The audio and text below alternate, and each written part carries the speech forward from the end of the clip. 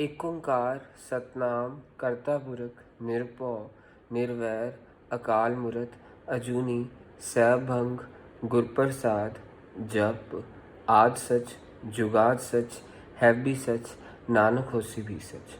वाहिगुरु जी का खालसा वाहिगुरु जी की फतेह। Students, today I am going to cover National Income and its related aggregate chapter of class 12. It is very important chapter. Listen it very carefully. So, इस chapter की शुरुआत करने से पहले, national income शुरू करने से पहले आपको दो तरह के इनकम्स पता होने चाहिए। एक फैक्टर इनकम होती है और एक ट्रांसफ़र इनकम होती है। सो फैक्टर इनकम मीन्स मेहनत के बदले पैसा या चीज़ के बदले पैसा, दैट इज़ फैक्टर इनकम। और इसकी एग्जांपल देखिएगा क्या होगी फैक्टर इनकम की। मीन्स हाउस होल्ड्स, हम लोग हाउस होल्ड्स हैं, हम हाउस होल्ड्स और हमारा लिंक किसके साथ है? फर्म्स के साथ है। हमारे हाउस होल्ड्स का लिंक फर्म के साथ है, डिफरेंट फर्म्स के साथ। कैसे लिंक? कैसे लिंक? कुछ ऐसा है, हम हाउस होल्ड्स में से ही कोई इस किसी फर्म को लैंड किराए पे देगा, हमारे हाउस होल्ड्स में से ही कोई फर्म में जाके लेबर बनेगा, और हमारे हाउस होल्ड्स में से ही कोई फर्म को कैपिटल इन्वेस्ट करेगा फर्म में, एंड हमारे हाउस होल्ड में से ही कोई एंटरप्रेन्योर भी बनेगा इसी फर्म का। तो हमारे हाउस होल्ड से फर्म की और ये चीज़ें जा रही हैं, इनको कहते हैं फैक्टर सर्विसेज। सो इनको फैक्टर सर्विसेज कहते हैं। अब हाउस होल्ड्स को लैंड के बदले क्या देंगे? रेंट। लेबर के बदले वेजेस, कैपिटल के बदले इंटरेस्ट, एंड एंटरप्रेन्योर के बदले प्रॉफिट्स। ये हमारी कौन सी है? ये ट्रांसफ़र इनकम है हाउस होल्ड्स के लिए। और ट्रांसफ़र इनकम्स में और या ट्रांसफ़र पेमेंट्स में और क्या आता है? ट्रांसफ़र इनकम में मीन्स सामान के बदले में पैसा या कोई गुड्स एंड सर्विसेज के बदले में पैसा। ये फर्म्स गुड्स एंड सर्विसेज बनाते हैं, और वो गुड्स एंड सर्विसेज किसको देते हैं? हाउस होल्ड्स को। सामान बना के, गुड्स बना के एंड सर्विसेज देते हैं हाउस होल्ड्स को। तो house hold in goods and services के बदले इनको पैसा भी देते हैं, और वो पैसा क्या है? उसे कंजम्पशन एक्सपेंडिचर कहेंगे। तो ये भी हमारा फैक्टर इनकम का ही हिस्सा है। सो फैक्टर इनकम में मीन्स चीज़ के बदले पैसा, या मीन्स कोई फैक्टर सर्विसेज के बदले में पैसा, that is called factor income. यानी गुड्स एंड सर्विसेज फर्म्स बनाते हैं और हाउस होल्ड्स को बेचते हैं, उसके बदले में हाउस होल्ड्स खर्चा करते हैं, मीन्स वो सब पैसा देते हैं फर्म्स को, उसे कंजम्पशन एक्सपेंडिचर कहते हैं।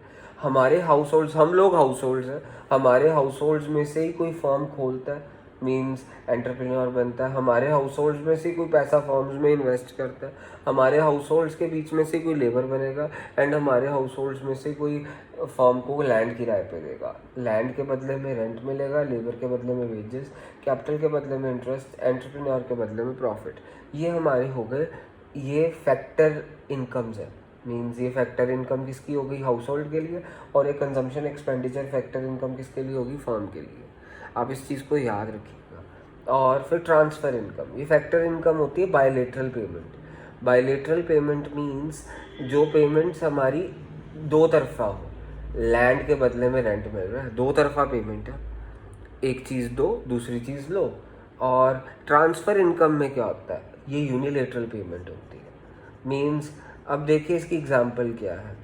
अब जैसे हमारी एग्जांपल हो गई है, अगर सीबीएसई में ऑल इंडिया रैंक 1, 2, 3 जिनका भी आता है +2 में, उनको सीबीएसई बोर्ड स्कॉलरशिप देता है, might be 6000 per month, means 3 साल के लिए।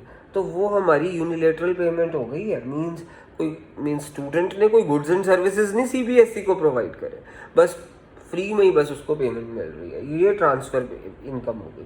स्कॉलरशिप्स होती है, जैसे पंजाब गवर्नमेंट, आज से 3 साल पहले क्या होता था कि जिन बच्चों के पंजाब बोर्ड में 80% से ज़्यादा मार्क्स आते थे, तो उनको 10,000 पर ईयर 3 सालों के लिए मिलता था अपनी ग्रेजुएशन को स्पॉन्सर करने के लिए, वो भी यानी ट्रांसफ़र इनकम हो गई। कोई स्टूडेंट्स गुड सर्विसेज नहीं दे रहे हैं पंजाब गवर्नमेंट को, फिर भी मुफ्त में पैसा मिल रहा है। ओल्ड एज पेंशन भी हमारी ट्रांसफ़र इनकम होती है। कई बच्चों को ओल्ड एज पेंशन और रिटायरमेंट पेंशन में फ़र्क ही नज़र नहीं आता। Old age pension and retirement pension दो अलग अलग चीज़ें हैं। ओल्ड एज पेंशन मीन्स जब लोग बुढ़े हो जाते हैं, मीन्स चाहे उन्होंने गवर्नमेंट सर्विसेज करी या नहीं करी है, सरकार की उनके प्रति रिस्पॉन्सिबिलिटी है। हमारे देश में भी ओल्ड एज पेंशन है, बट बहुत मीगर अमाउंट है उसकी, 6 महीनों का 1500। मीन्स ये हर कोई लेने के लिए हकदार है इस चीज़ के लिए, चाहे कोई अमीर है चाहे गरीब है। 60 ईयर्स की एज से बड़ा बंदा मीन्स सरकार से 1500 रुपया हमारे देश में लेने के लिए मीन्स उसका हक है। ओल्ड एज पेंशन जो कि हमारे देश में बहुत कम है, 1500 रुपया 6 महीनों के लिए, मीन्स 6 महीनों के लिए टोटल 1500। तो ये ट्रांसफ़र इनकम हो गई, यानी ये कोई चीज़ सरकार को दे नहीं रहे, मीन्स जो उनसे बुढ़े लोग हो गए मीन्स वो सरकार को दे नहीं रहे, सरकार उनको फ्री में ओल्ड एज पेंशन दे रही है। हमारे देश में ये ज़्यादा सिग्निफिकेंट नहीं है। अमेरिका जैसे देशों में ये बहुत हाई अमाउंट में ओल्ड एज पेंशन, तभी तो वहाँ पे बुढ़ापा सिक्योर है। पर चाहे इंडिया चाहे America, old age pension transfer income है। ट्रांसफ़र इनकम क्यों है? क्योंकि सरकार को यानी पैसा जस्ट देना पड़ रहा है, उसके बदले में सरकार को कुछ मिल नहीं रहा है। पर रिटायरमेंट पेंशन और ओल्ड एज पेंशन में फ़र्क होता है। रिटायरमेंट पेंशन हमारी फैक्टर इनकम है, बच्चे सोचते हैं ट्रांसफ़र इनकम है। रिटायरमेंट पेंशन फैक्टर इनकम इसलिए है क्योंकि रिटायरमेंट पेंशन किसी गवर्नमेंट एम्प्लॉय ने मेहनत करी, सपोज मीन्स अपनी जवानी के टाइम पे मेहनत करी और उसकी सैलरी में से पैसा कटता था जो उसको बुढ़ापे में सिक्योर करेगा, वही रिटायरमेंट पेंशन का रूप लेगा जब उसने पैसा उसकी सैलरी में से कट रहा था। तो मीन्स वो मेहनत करी थी उसने जवानी में, वो पैसा उसकी सैलरी में से कट रहा था जो उसको बुढ़ापे में मिलना है। तो इसीलिए रिटायरमेंट पेंशन ट्रांसफ़र इनकम नहीं है, वो फैक्टर इनकम है। पर ओल्ड एज पेंशन हमारी ट्रांसफ़र इनकम है। ओल्ड एज पेंशन और रिटायरमेंट पेंशन में ये फ़र्क है, रिटायरमेंट पेंशन मीन्स हमारी सैलरी में से जवानी के दौरान पैसा कट रहा था जो हमारे को बुढ़ापे के दौरान मिलेगा। एंड इसमें ओल्ड एज पेंशन में क्या है कि मीन्स हमने कोई यानी हमारा पैसा नहीं कट रहा था हमारी जवानी में, हम बुढ़े हो गए, सरकार हमारे को पैसा दे रही है फ्री में, that is old age pension. Retirement pension means हमने जवानी में काम करा, हमारी सैलरी में से पैसा कट रहा था ताकि हमारा बुढ़ापा सिक्योर हो सके, वो हमारी फैक्टर इनकम का हिस्सा है। यानी रिटायरमेंट पेंशन फैक्टर का है, old age pension transfer income की टाइप है। ओल्ड एज और ट्रांसफ़र इनकम क्या होती है? यूनिलेटरल पेमेंट, एक तरफा पेमेंट्स। स्कॉलरशिप, हमारे देश में माइनॉरिटी स्कॉलरशिप स्कीम्स भी हैं जो उनसे माइनॉरिटी रिलीजन को बिलोंग करते हैं, means Sikh, Jain, Parsis, Buddhist, means जिनकी पॉपुलेशन कम है उनको यानी अपलिफ्ट करने के लिए इंडियन गवर्नमेंट माइनॉरिटी स्कॉलरशिप्स देती है। माइनॉरिटी वेलफेयर प्रोग्राम चले हुए हैं, मीन्स उन जो से माइनॉरिटी स्टूडेंट्स हैं मीन्स +2 के बाद उनको गवर्नमेंट 10th के बाद भी इवन एंड +2 के बाद भी उनकी अगली पढ़ाई को स्पॉन्सर करने के लिए अप्रॉक्स 10,000 फॉर 1 ईयर देती है, 3 सालों के लिए आफ्टर +2 एंड 2 सालों के लिए आफ्टर 10th। सो गवर्नमेंट उनको यानी उनकी आगे हायर एजुकेशन स्पॉन्सर हो सके तो उसके लिए सरकार 10,000 approx, not exact, approx 10,000 each year for 3 years देती है। मीन्स कोई उन स्टूडेंट्स ने सरकार को अपनी कोई सर्विस, सरकार को कोई सर्विस नहीं दे रहे हैं वो, मीन्स सरकार उनको फ्री में दे रही है बिना किसी सर्विस के बदले में। इसीलिए स्कॉलरशिप्स हमारी ट्रांसफ़र इनकम होती है। सो नेशनल इनकम चैप्टर में मीन्स नेशनल इनकम की डेफिनेशन में it is the sum total of factor income, उसमें ट्रांसफ़र इनकम नहीं होता। इसीलिए factor income and transfer income का मतलब पता होना चाहिए। National income is the sum total of factor income earned by the normal resident during the accounting year. अभी आपको नॉर्मल रेजिडेंट वाला कंसेप्ट बताएंगे। National income is the sum total of factor income earned by normal resident during the accounting year. National income में transfer income बिल्कुल भी नहीं ली जाती। तो अब नॉर्मल रेजिडेंट का कंसेप्ट देखिएगा, क्योंकि नेशनल इनकम की डेफिनेशन में क्या आया, it is the sum total of factor income earned by normal resident. अब नॉर्मल रेजिडेंट की definition, normal resident can be individual और ऑर्गेनाइजेशन। नॉर्मल रेजिडेंट एक इंडिविजुअल भी हो सकता है और एक संस्था भी हो सकती है। इट कैन बी इंडिविजुअल और organisation residing in a country for a period of more than 1 year, residing in a country for a period of more than 1 year,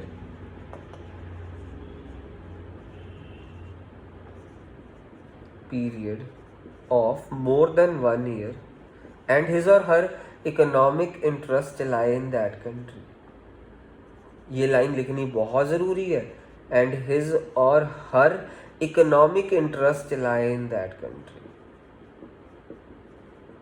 means कोई 1 साल से ज़्यादा समय के लिए किसी देश में रह जाए उस और उसका इकोनॉमिक इंटरेस्ट भी उसी देश में हो तो वो नॉर्मल रेजिडेंट होगा।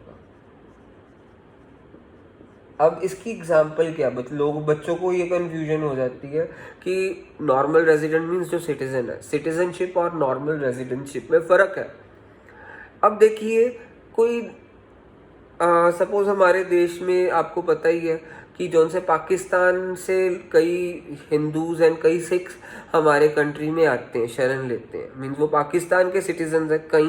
कई हिंदू एंड कई सिख पाकिस्तान के सिटीजन्स होने के बावजूद इंडिया में आते हैं बिकॉज वहाँ पे उनके साथ बहुत इनजस्टिस हो रहा है। तो वो यहाँ पे इंडिया में आते हैं, सिटीज़न वो पाकिस्तान के ही हैं, पर वो नॉर्मल रेजिडेंट इंडिया के बन जाते हैं अगर वो 1 साल से ज़्यादा समय के लिए इंडिया में रह जाए, क्योंकि अब उनका इकोनॉमिक इंटरेस्ट पाकिस्तान वाले देश में नहीं है।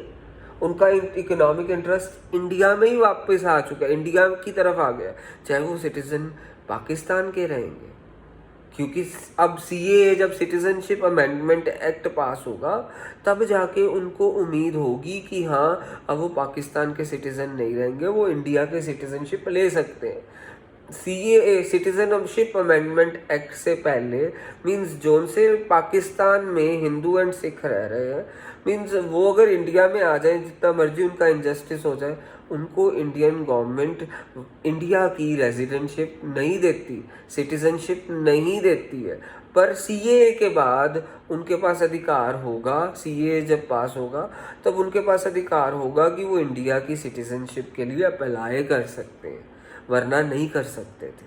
तो means Pakistani Hindus and Sikhs या अफगानिस्तानी हिंदू एंड सिख जो इंडिया की तरफ आते हैं ड्यू टू रिलीजियस प्रोसिक्यूशंस, उनके साथ मींस वो 4-4 साल 10-10 साल इंडिया रह जाते हैं, फिर भी उनको इंडिया की सिटीजनशिप नहीं मिलती, पर उनको नॉर्मल रेजिडेंट इंडिया का माना जाएगा, पाकिस्तान या अफगानिस्तान का नहीं, क्योंकि अब उनका इकोनॉमिक इंटरेस्ट इंडिया की तरफ लाई कर रहा है। So normal resident is and can be individual और organization residing in a country for a period of more than 1 year, and याद रखना उसका इकोनॉमिक इंटरेस्ट भी उसी कंट्री में लाया करना चाहिए। अब इंडिविजुअल एंड ऑर्गेनाइजेशन का मतलब क्या है वो ज़रा ध्यान से देखना। अब हमारा मैकडोनल्ड्स, इट्स एन ऑर्गेनाइजेशन, इसका हेड ऑफिस कहाँ पे है? हेड ऑफिस है इसका रशिया में। चाहे मैकडोनल्ड्स हमारे यहाँ पे दोराहा में 10 साल हो गए हैं, पर इसको हम नॉर्मल रेजिडेंट इंडिया का नहीं मानेंगे, क्योंकि इसका हेड ऑफिस कहाँ पे है? इसका हेड ऑफिस रशिया के मॉस्को शहर में है। तो मैकडोनल्ड्स एक ऑर्गेनाइजेशन है जिसे नॉर्मल रेजिडेंट इंडिया का नहीं माना जाएगा, चाहे इसकी एक ब्रांच दोराहा में आज से 20 साल पुरानी है, तो इसको हम कहेंगे normal resident of Russia, because इसका हेड क्वार्टर कहाँ पे है? रशिया के मॉस्को शहर में। It can be individual. अब king C is an individual. King C will be the normal resident of India, क्योंकि ये पैदा लुधियाना में हुआ, इंडिया में, यानी लुधियाना है पंजाब का सिटी एंड पंजाब इंडिया की स्टेट है, तो ये नॉर्मल रेजिडेंट इंडिया का ही होगा, क्योंकि ये यहाँ पे 1 साल से ज़्यादा समय के लिए रह रहा है। जबकि नॉर्मल रेजिडेंटशिप का फिर से याद रखना, सिटीजनशिप एंड बर्थ के साथ कोई लिंक नहीं है। चाहे बर्थ मेरा पाकिस्तान में हुआ हो अगर मैं इंडिया में साल से ज़्यादा समय के लिए रह गया और मेरा सारा इकोनॉमिक इंटरेस्ट इंडिया में है, तो मीन्स मैं नॉर्मल रेजिडेंट इंडिया का कहलाऊंगा। और इसकी एग्जांपल क्या कहेंगे, मीन्स कई लोग हमारे देश से वर्क परमिट लेके दुबई जाते हैं, हमारे इंडियन सिटीजन्स दुबई में वर्क परमिट लेके जाते हैं, कनाडा में वर्क परमिट लेके जाते हैं। तो वर्क कर मीन्स उनका इकोनॉमिक इंटरेस्ट कहाँ पे शिफ्ट कर गया, दुबई में या कनाडा में, चाहे वो सिटीज़न इंडिया के हैं, पर उनका इकोनॉमिक इंटरेस्ट क्योंकि उन्होंने वर्क परमिट कहाँ का ले लिया है, कनाडा का एंड दुबई का। तो फिर इसीलिए उनको हम, यानी जोन सा सपोज मैं किंगसी चले जाता हूँ कनाडा वर्क परमिट लेके, और वहाँ पे मैंने 2 साल काम करा, तो मैं नॉर्मल रेजिडेंट किस देश का होऊंगा, कनाडा का, क्योंकि मैं एक उसका उधर का वर्क परमिट ले चुका हूँ और मेरा इकोनॉमिक इंटरेस्ट उस देश में लाई कर रहा है, और मैं 1 साल से ज़्यादा समय के लिए भी रह गया, तो वो मैं कनाडा का नॉर्मल रेजिडेंट होऊंगा उस सिचुएशन में। तो अब हम करने जा रहे हैं इस नॉर्मल रेजिडेंटशिप की एक्सेप्शन। ये नॉर्मल रेजिडेंट्स वाले सीन में एक्सेप्शन क्या है उसको ध्यान से समझिएगा। हमने पढ़ा normal resident can be individual और organization. Gursimran Singh is an individual. ये नॉर्मल रेजिडेंट इंडिया का है क्योंकि ये 1 साल से ज़्यादा समय के लिए इंडिया में रह रहा है और इसका इकोनॉमिक इंटरेस्ट इंडिया में है। अब किंगसीज मैच पार अपनी ब्रांच जिसका हेड ऑफिस लुधियाना में, अपनी ब्रांच टोरंटो में खोल ले, तो ये नॉर्मल रेजिडेंट कहाँ का होगा, मेरी ब्रांच वहाँ पे टोरंटो में खुली को 5 साल हो गए, तो अभी किंगसीज मैच पार टोरंटो का नॉर्मल रेजिडेंट नहीं होगा, इंडिया का होगा, क्योंकि इसका हेड क्वार्टर कहाँ पे है, इंडिया में है। तो याद रखना नॉर्मल रेजिडेंट अकेला इंडिविजुअल नहीं हो सकता, मीन्स ऑर्गेनाइजेशन भी हो सकती है। इट कैन बी इंडिविजुअल और normal resident can be organisation. तो अब मेरी बात ध्यान से सुनना, इसकी एक्सेप्शन, नॉर्मल रेजिडेंट्स वाले सीन की एक्सेप्शन। अब कई संस्थाएं हैं जिन्हें हम इंटरनेशनल संस्था कहते हैं, वो किसी पर्टिकुलर देश की संस्था नहीं है, जैसे WHO एंड IMF। अब WHO वर्ल्ड हेल्थ ऑर्गेनाइजेशन, अब इसका हेड ऑफिस स्विट्ज़रलैंड में, जिनीवा स्विट्ज़रलैंड में, IMF का वाशिंगटन USA में। तो अब मेरी बात ध्यान से सुनना, चाहे इसका हेड ऑफिस WHO का इसका हेड ऑफिस चाहे जिनीवा स्विट्ज़रलैंड में है, ये जो भी कमाई कर रहा होगा वो, यानी इसको हम नॉर्मल रेजिडेंट उधर का नहीं, जिनीवा स्विट्ज़रलैंड का नहीं मानेंगे, जबकि हमने पढ़ा था जहाँ पे उसका हेडक्वार्टर है हम उस ऑर्गेनाइजेशन को वहाँ का नॉर्मल रेजिडेंट मानते हैं। तो इसका हेडक्वार्टर तो जिनीवा स्विट्ज़रलैंड में, तो WHO को अगर हम स्विट्ज़रलैंड का नॉर्मल रेजिडेंट नहीं मानेंगे, क्योंकि ये किसी पर्टिकुलर देश की संस्था नहीं है, ये इंटरनेशनल सेवा के लिए बनी हुई संस्था है। IMF का आपको बताया वॉशिंगटन USA में इसका हेडक्वार्टर है, पर फिर भी हम इसको US की नॉर्मल रेजिडेंट नहीं, इस संस्था को US का नॉर्मल रेजिडेंट नहीं मानेंगे, क्योंकि ये भी इंटरनेशनल सेवा करने के लिए संस्था बनी हुई है। सो इन कुछ ऑर्गेनाइजेशंस, हम इंटरनेशनल ऑर्गेनाइजेशंस हैं, उनको हम नॉर्मल रेजिडेंट्स वाले कंसेप्ट से दूर रखते हैं। और इसकी एक्सेप्शन क्या है, एम्बेसडर्स। हर देश का अपना एम्बेसडर होता है। जैसे इंडिया में अगर हमने एम्बेसडर्स बनना है, एम्बेसडर्स बच्चे सोचते हैं जो किसी ब्रांड एम्बेसडर, ये कंफ्यूजन मत क्रिएट करें एम्बेसडर और ब्रांड का एम्बेसडर में, नहीं। एम्बेसडर हिंदी में कहते हैं राजदूत, नॉट राजपूत, राजदूत कहते हैं। राजदूत मीन्स एम्बेसडर बनने के लिए मीन्स हमारे को इंडियन फॉरेन सर्विसेज का एग्ज़ाम क्लियर करना पड़ता है, जिसका ये क्लियर हो जाता है मीन्स वो इंडिया, फिर उसका इंटरव्यू होता है, फिर उसे इंडिया का एम्बेसडर बनाना कि है कि नहीं है वो पैनल डिसाइड करती है। जो लोग इंडिया के एम्बेसडर बन जाते हैं उन्हें सरकार किसी भी देश में पोस्ट कर सकती है, America, Canada, Afghanistan, Iraq, Iran, कहीं पे भी उसकी पोस्टिंग हो सकती है। सरकार वहाँ पे उसको पोस्ट करेगी, एक तो उसका रहने सहने का खर्चा उठाएगी, वहाँ पे उसके बच्चों की पढ़ाई का खर्चा उठाएगी, उसके अलावा उसको सैलरी देगी। कौन सी सरकार देगी? इंडियन सरकार, क्योंकि इंडिया ने अपना एम्बेसडर भेजा है। इंडियन फॉरेन सर्विसेज का आप एग्ज़ाम क्लियर करेंगे, फिर उसका आपकी इंटरव्यू होगी, फिर आपकी सिलेक्शन होगी। जिन लोगों की सिलेक्शन हो जाती है एम्बेसडर्स के तौर पे, उन्हें उनकी पोस्टिंग किसी भी देश में हो सकती है, means America, Russia, Japan, Africa, Iran, Iraq, Pakistan, हर जगह हमारे देश के एम्बेसडर्स बैठे हैं। ये मीन्स वहाँ पे इनकी पोस्टिंग हो जाती है, 5 साल के लिए भी हो सकती है, 10 साल के लिए भी हो सकती है, 2 साल के लिए भी हो सकती है, 6 महीनों के लिए भी। वहाँ पे इनका काम क्या होता है, ये इसलिए हमारे देश को वहाँ पे रिप्रेजेंट करते हैं दूसरे देशों में। वहाँ पे इनका मेन काम ये होता है कि जोन से हमारे हिंदुस्तानी लोग हैं, अगर कोई रशिया में बसा है तो पाकिस्तान में बसा हुआ है हिंदुस्तानी कोई, या फिर अमेरिका में बसा हुआ है, तो इनका काम होता है कि वो उनकी देखभाल करे। मीन्स वो देखें कि किसी इंडियन के साथ कोई ज़्यादती तो नहीं हो रही है, कोई देश इंडियंस के साथ बुरा सलूक तो नहीं कर रहा है। अगर कर रहा है तो ये एम्बेसडर इंडियन गवर्नमेंट को आगे इंफॉर्मेशन प्रोवाइड करते हैं। जैसे अब अभी अफ़गानिस्तान में क्या हुआ था, गुरुद्वारे में अटैक हुआ, तो वो उसकी information, complete information, detail information Indian government को किसने दी, इस हमारे इंडियन एम्बेसडर ने, जो अफ़गानिस्तान में पोस्टेड था। मीन्स ये देखते हैं, प्रतिनिधि होते हैं हमारे इंडियंस लोगों के दूसरे देशों में, ये देखते हैं कि उनके साथ इनजस्टिस ना हो, अगर हो रहा है तो वो हमारी इंडियन गवर्नमेंट को इन्फॉर्म करते हैं। अब ये एम्बेसडर्स, जैसे हमारा इंडियन एम्बेसडर अब यूएस में है, मीन्स उसको सैलरी कौन दे रहा है, इंडियन गवर्नमेंट दे रही है। वो यूएस में काम नहीं कर रहा है, जस्ट यूएस में वो इंडियन गवर्नमेंट का काम कर रहा है, वो यूएसए का काम नहीं कर रहा है। तो हम इसको नॉर्मल रेजिडेंट यूएस का नहीं मानेंगे, चाहे इसकी पोस्टिंग वहाँ पे 5 साल के लिए हो गई। मीन्स नॉर्मल रेजिडेंट वाला कंसेप्ट तो हमारे को ये कहता है जो 1 साल से ज़्यादा समय के लिए जिस देश में रह जाए वो वहाँ का नॉर्मल रेजिडेंट। पर ये नॉर्मल रेजिडेंट यूएसए का नहीं होगा, क्योंकि इसकी दूसरी कंडीशन सेटिस्फाई नहीं हो रही। इसका इकोनॉमिक इंटरेस्ट यूएस में नहीं है, इसका इकोनॉमिक इंटरेस्ट इंडिया में है। तो ये यानी 1 साल से ज़्यादा समय के लिए रह जाता है, मीन्स एम्बेसडर किसी भी देश में पोस्ट हो जाता है, पर वो वहाँ का नॉर्मल रेजिडेंट नहीं होगा, वो नॉर्मल रेजिडेंट इंडिया का ही होगा। अब ऐसे ही अब अमेरिका के भी एम्बेसडर्स इंडिया में यानी पोस्ट करे हुए अमेरिकन गवर्नमेंट ने, अमेरिका ने अपने एम्बेसडर्स पाकिस्तान में भी वो करे हुए, अपॉइंट करे हुए।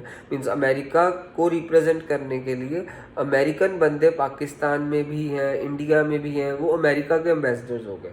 तो वो चाहे इंडिया में कोई एम्बेसडर अमेरिका का 10 साल भी रह रहा है, पोस्टेड है, तो हम उसको इंडिया का नॉर्मल रेजिडेंट नहीं कहेंगे, हम उसको अमेरिका का ही कहेंगे, क्योंकि इसका इकोनॉमिक इंटरेस्ट अमेरिका के प्रति है। ये एम्बेसडर्स हमारी दूसरी एक्सेप्शन थी। अगली एक्सेप्शन है मेडिकल टूरिज्म। हमारे देश में कई लोग बाहरली कंट्रीज से अपना इलाज करवाने आते हैं। हम लोगों को लगता है कि बाहर इलाज बढ़िया है, पर हमारे देश में बेस्ट इलाज माना जाता है। क्यों? हमारे देश में इसलिए बाहर वाले एनआरआईज, कैनेडियंस, अमेरिकन्स इंडिया में आके अपनी इलाज, सर्जरीज करवाना प्रेफरेंस इसलिए देते हैं। हमारे यहाँ पे क्या होता है, जैसे किसी कैनेडियन बंदे को अपनी नी रिप्लेसमेंट करवानी है, बुढ़े बंदे ने, तो कैनेडियन गवर्नमेंट क्या करेगी, पहले उसको देखेगी कि वो नी रिप्लेस करने की ज़रूरत है भी कि नहीं, क्या हम पुरानी कोई ठीक कर सकते हैं कि नहीं कर सकते हैं। मीन्स वो पूरा यानी उनको अपॉइंटमेंट मिलेगी, अगर मीन्स पूरा एक लेंथी प्रोसेस है। उनका मकसद क्या होता है कि हम पहले ही cure, means without surgical method कम से कम क्योर करें। मीन्स हम वो सर्जरी को प्रेफरेंस नहीं देते हैं कनाडा एंड अमेरिका वाले, मीन्स वो विदाउट सर्जरी ठीक करने की कोशिश करते हैं। पर कई लोगों को काली पड़ जाती है, उनको होता है कि चलो इंडिया में जाओ, पैसा फेंको और काम करवाओ।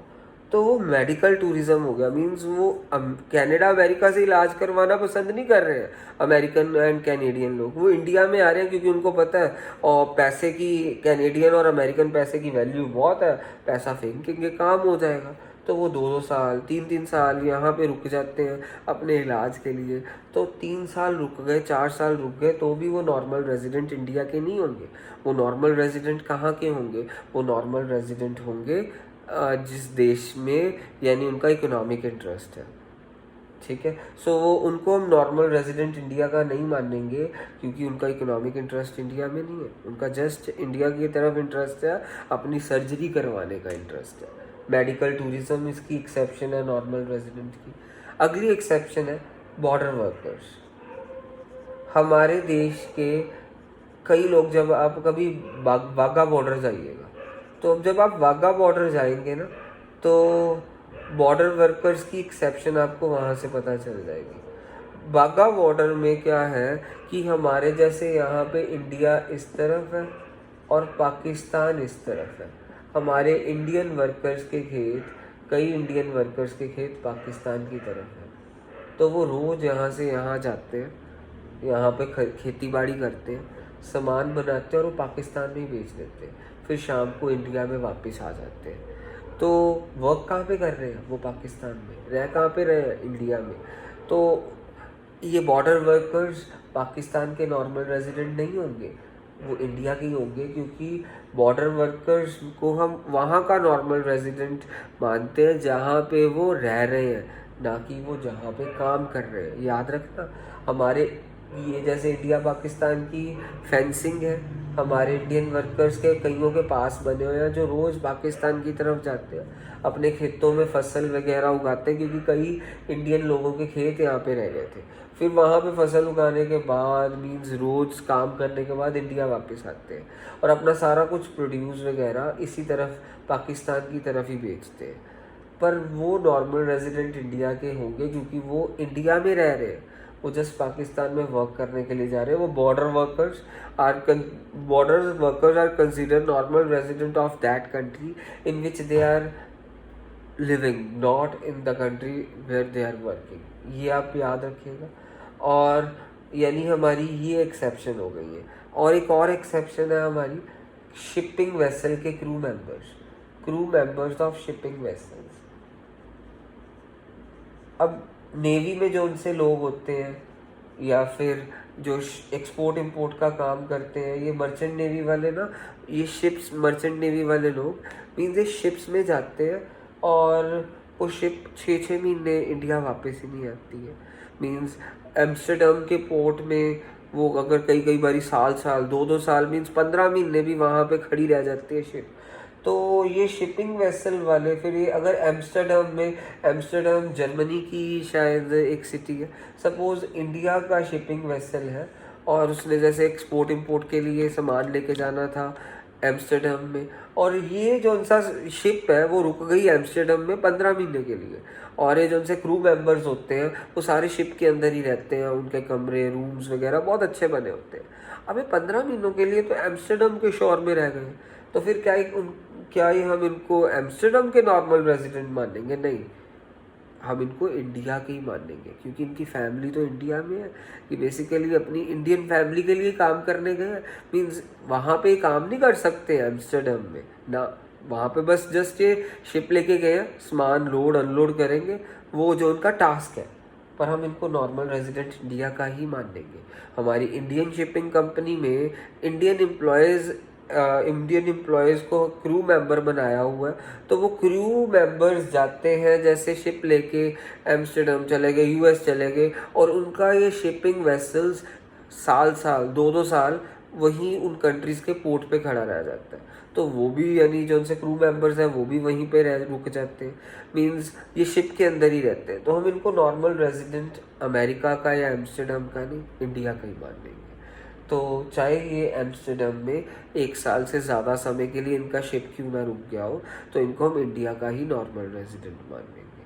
सो ये हमारा कंसेप्ट हो गया। नेशनल इनकम की डेफिनेशन मैंने आपको बताई, वो वाली इनकम जो नॉर्मल रेजिडेंट्स कमाते हैं। फैक्टर इनकम, वो वाली फैक्टर इनकम जो नॉर्मल रेजिडेंट कमाते हैं। मींस मैंने फैक्टर इनकम भी आपको इस वीडियो में कवर कर दिया, नॉर्मल रेजिडेंट्स भी कवर कर दिया। सो नेशनल इनकम के लिए याद रखना, factor income plus normal resident. वो फैक्टर इनकम जो नॉर्मल रेजिडेंट्स ने कमाई है उसे नेशनल इनकम कहते हैं।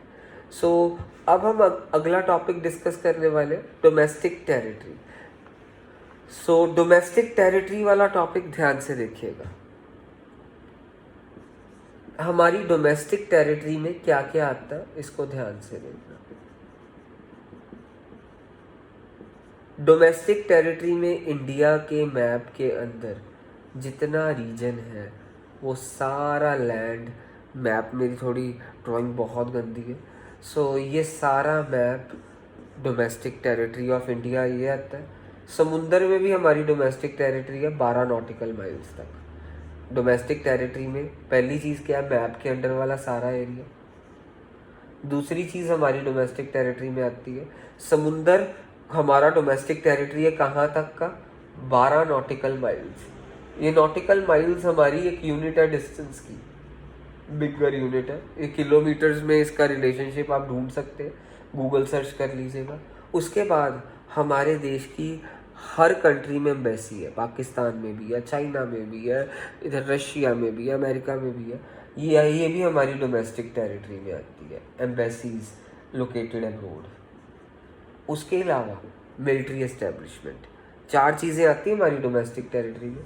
हमारे इंडिया की मिलिट्री एस्टेब्लिशमेंट, जैसे रफ़ेल डील हुई, जो बहुत फेमस इंडिया की एक रफ़ेल डील है, वो फ्रांस के साथ हुई।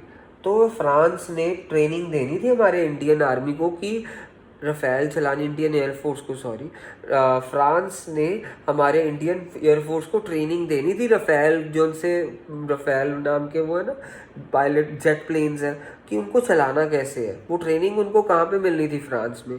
इंडिया ने अपनी एक मिलिट्री एस्टेब्लिशमेंट फ्रांस में बनाई हुई है, एक रशिया में बनाई हुई है, बहुत डिफरेंट देशों में इंडिया ने अपनी, जिनके साथ इंडिया के अच्छे रिलेशंस हैं, वहाँ पे इंडिया की मिलिट्री एस्टेब्लिशमेंट है। मीन्स उन मिलिट्री एस्टेब्लिशमेंट्स में Indian army, navy and air force वाले जवान जाते हैं। वहाँ पे जाने के बाद वहाँ पे ट्रेनिंग लेते हैं, फिर इंडिया आ जाते हैं। मीन्स इंडिया की सेवा करने के लिए फिर वापस आ जाएंगे।